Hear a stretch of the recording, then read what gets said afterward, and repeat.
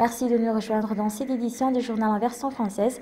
Chers téléspectateurs, bonsoir. Voici tout de suite les détails des informations. L'année 2012 s'annonce difficile pour la filière girofle à Madagascar, d'après les résultats d'une enquête réalisée par le ministère de l'Agriculture. Selon le classement mondial publié par la FAO, la production de girofle malgache se trouve en deuxième position. Elle pourrait cependant atteindre la première place, surtout suite à l'incendie de plus de 60 000 hectares de champs de girofle en Indonésie, pays premier producteur de girofle au monde. Jeudi et vendredi dernier, un atelier sur la redynamisation de la filière girofle a eu lieu à Fenerife-Est. L'atelier national relatif à la remise en valeur du girofle malgache a pris fin hier à Fenerife-Est. Les deux départements, celui du ministère de l'Agriculture et celui du Commerce, ont contribué à la tenue de cet atelier, selon les instructions émises par la Haute Autorité de la Transition, celle de valoriser les produits d'exportation qui avantagent la Grande Île aux autres pays du monde. Le girofle, à lui seul, offre 40 à 140 milliards d'aliards dans les caisses de l'État, selon les dernières statistiques émises par le ministère des Finances et du budget. L'entretien et la production de girofle dans le pays laissent toutefois à désirer. De ce fait, la production varie et n'a jamais été stable depuis 1992. La superficie des champs de girofle est de 70 000 hectares dans toute l'île. En moyenne, la production annuelle de girofle est de 8 000 tonnes. En 2009, elle a augmenté jusqu'à plus de 15 000 tonnes. Un an plus tard, elle a descendu jusqu'à 5 000 tonnes. Sur le marché international, pourtant, le prix du girofle reste stable et l'offre n'arrive pas à répondre à la demande. Le girofle est toutefois une des épices les plus convoitées, alors que le kilo du clou de girofle est actuellement vendu à 14 $, soit 14 000 aliages. Un atelier national a été initié pendant 2 jours à Fenerife-Est, dans la région d'Analandsroof, une région qui produit 90% du girofle de Madagascar. Les producteurs ont renouvelé la semence depuis 2009, si l'on s'est suffi à la cueillette auparavant. Sur le plan international, la Grande Île est classée 2e dans la production de girofle après l'Indonésie. Toutefois, la concurrence est rude entre les pays producteurs de ce produit tels l'Inde, Sri Lanka ou encore Singapour. En matière de qualité, Zanzibar reste le premier producteur de girofle. 95% de la production mondiale de girofle est transformée en Indonésie pour obtenir des cigares de marque Cretex.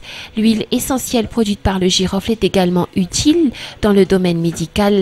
Pour cette année, le kilo du girofle est vendu jusqu'à 36 000 aliards le kilo. Cet atelier à l'initiative du ministère de l'Agriculture et du ministère du Commerce visait donc à mettre au point une bonne gestion et une meilleure production de ce produit afin de pouvoir concourir sur le marché international. Toujours dans un souci de venir en aide aux plus démunis, le couple présidentiel s'est proposé d'aider l'aumônerie protestante d'Anzanamasn dans la construction d'un nouveau temple FGKM. Dénommé FGKM Aumônerie Bethesda Anzanamasn, cette église sera un refuge spirituel pour les aliénés éduqués au centre d'Anzanamasn, pour les enfants délinquants d'Anzanamasn ainsi que pour leurs familles. L'inauguration de cette nouvelle église de la FGKM s'est déroulée ce matin au cours d'une grande messe en présence du président Anj Radzouil et son épouse. Rappelons qu'en décembre 2009, Mial Radzouil, la présidente de l'association FIDI, a déjà visité les jeunes délinquants d'Anzanamasn et leur a apporté des aides en plus des cadeaux de Noël. Commentaire. Deux centres d'éducation, entre autres le centre spécialisé pour le traitement des malades mentales et le centre dédié aux jeunes délinquants se trouvent à Anzanamasn.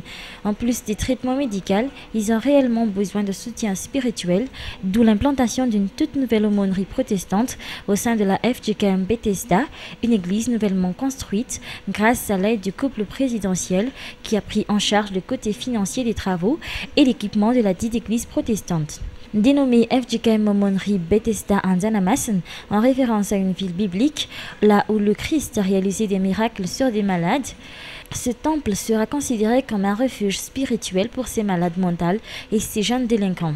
Dans son discours, le président Anj Radzouil a souhaité que la présence de cette aumônerie protestante soit bénéfique aux malades d'Anzanamasn et de leurs proches. Selon l'aumônier de la FGKM Bethesda Anzanamasn, le pasteur Azaf Jaman Chanestor, l'appartenance religieuse ne sera en aucun cas considérée dans cette église. Ils feront en sorte que tous ceux qui veulent la bénédiction du Tout-Puissant l'obtiennent. La construction de ce nouvel édifice a duré 3 mois. Le président Radzouil et son épouse ont également équipé ce temple en banc d'église Alice et autres. Puis ils ont offert des dons de couverture à cette aumônerie, des couvertures qui seront par la suite distribuées aux malades et aux jeunes délinquants dans Zanamassen. En 2009, ou plus précisément à quelques jours de Noël, Minal Razouil, présidente de l'association FITI, a déjà rendu visite au centre d'éducation des jeunes délinquants dans Zanamassen. Elle leur a apporté de l'espoir, de l'amour, mais aussi des jouets pour Noël et diverses aides pour le centre. Sans transition, 90% des habitués des cybercafés de la capitale seraient actuellement accros au Facebook, le réseau social le plus en vogue du moment. Certains arrivent à rester 5 heures du temps sur ce site. Pourtant, d'après une enquête, les réseaux sociaux n'ont pas que des avantages. Facebook favorise la liberté d'expression, mais surtout la publication de faux renseignements sur Internet, et cela se fait sans aucune sorte de contrainte. Mais pour les accros au Facebook, il s'agit surtout d'éviter de tomber dans la piège de la dépendance psychologique à ce genre de site. Anna Muriel nous en dit plus dans ce reportage. Jusque-là, Facebook reste le premier site internet le plus visité. Il bat le record des sites les plus prisés par les jeunes. Surtout, un internaute peut passer plus de 5 heures d'affilée, scotché à son ordinateur, connecté à Facebook.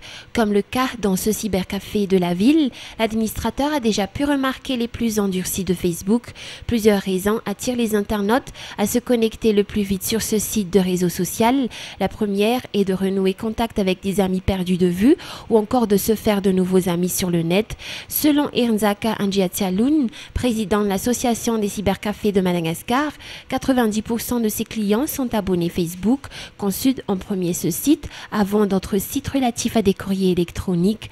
La majorité des abonnés Facebook sont issus de la gente féminine. Pour les jeunes filles, leurs activités s'étendent surtout sur le partage des photos.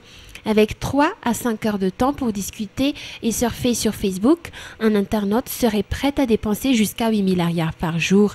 La Benjamin des clients de ce cybercafé qui est sur Facebook a 10 ans.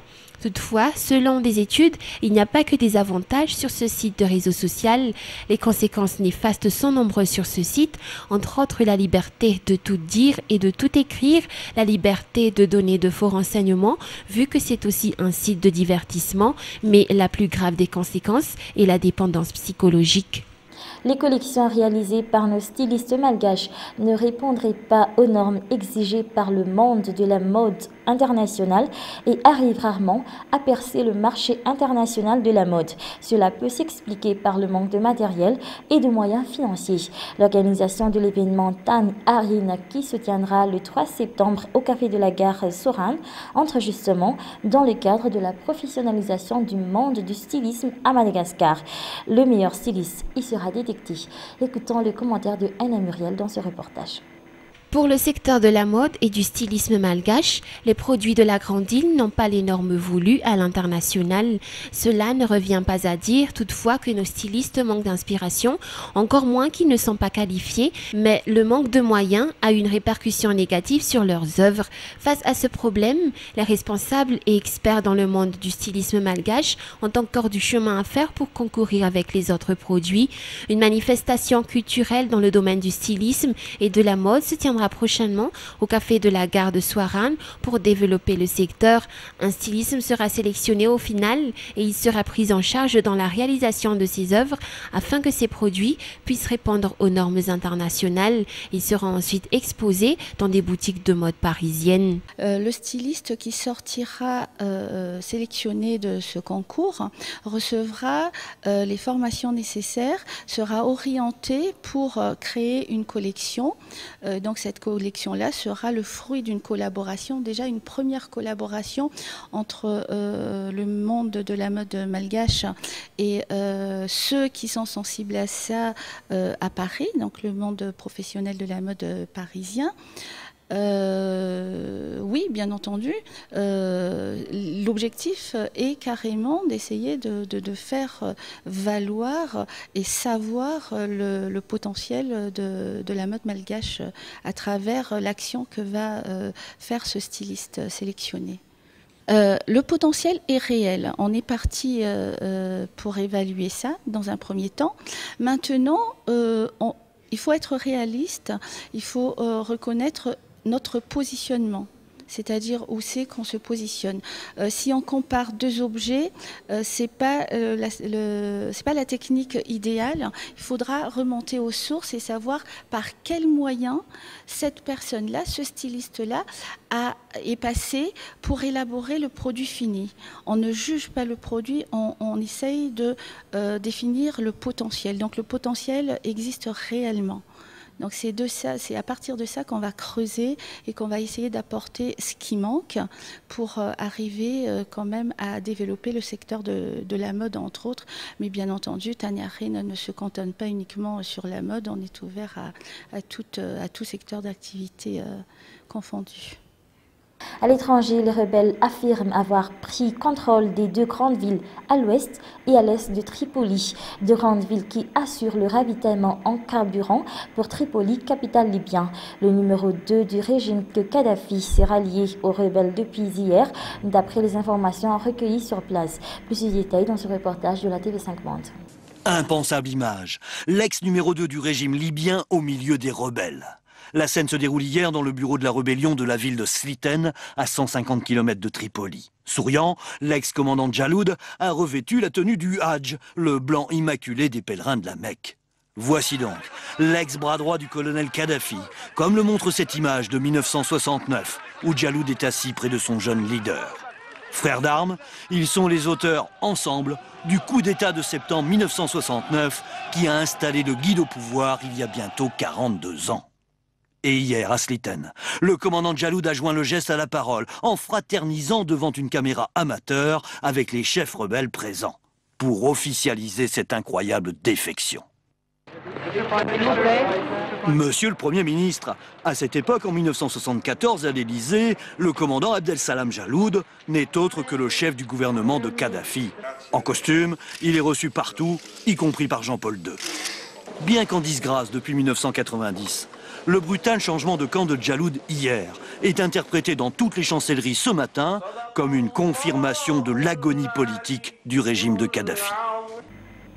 Toujours dans les actualités internationales, avant de partir pour la Nouvelle-Zélande, les 15 de France joueront en Irlande à Dublin ce soir contre l'équipe locale avant la Coupe du Monde de rugby en septembre prochain. La liste définitive des sélectionnés pour ce rendez-vous mondial sera connue demain pour la France. Avant ce match test, 13 changements ont été opérés par le sélectionneur français lors des préparations. TV5 Monde. C'est la dernière fois que les Bleus répètent leur gamme avant la Coupe du Monde. Ce soir, à l'Aviva Stadium de Dublin, le 15 de France dispute son dernier test match avant de partir en Nouvelle-Zélande. Objectif, faire le plein de confiance et de certitude. Malgré la victoire à l'aller 19-12 samedi dernier, les joueurs français restent prudents. Il leur reste 2 matchs avant la Coupe du Monde et je pense qu'ils auront envie de finir sur une bonne note. Donc on s'attend à un gros combat et voilà, toute la frustration qu'on a eue le week-end dernier, je pense qu'on va être servi samedi. Pour ce match, 13 changements ont été effectués. Seuls 2 joueurs ont conservé une place de titulaire, Alexis Palisson et Dimitri Zarzewski. Du côté des supporters irlandais, on se prépare à un gros match. C'est une équipe difficile à jouer. Le rugby est fluide, plaisant à regarder, mais nous sommes aussi capables de bien jouer. Dimanche, le sélectionneur français dévoilera sa liste définitive des 30 joueurs pour disputer la Coupe du Monde. Voilà, c'est la fin de cette édition. Merci à vous de l'avoir suivi. Bonne soirée à tous et prochain rendez-vous la semaine prochaine.